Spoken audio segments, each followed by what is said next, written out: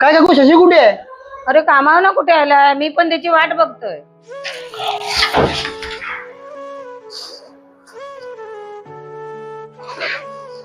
काय रे आज पण पिऊन आलास? अरे लाज वाटली पाहिजे होती तुला.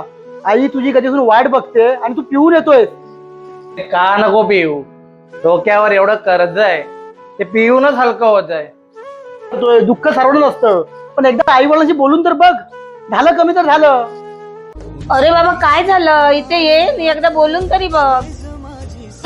काय सांगू तुला, माझ्यावर एवढं कर्ज झालंय ना की ते आता माझ्या एवढ्याशा पगारातून फेडणं मुश्किल झालंय.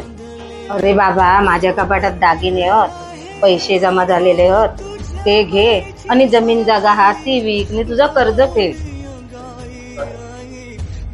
म्हणून मित्रांनो सांगतो की किती दुःख किती कर्ज असू दे, एकदा आपल्या आई वडिलांशी बोलून तर बघा, नक्कीच ते कर्ज कमी होतं. असे दारूच्या आहारी जाऊन आपलं आयुष्य उद्ध्वस्त करू नका. नमस्कार, जय शिवराय.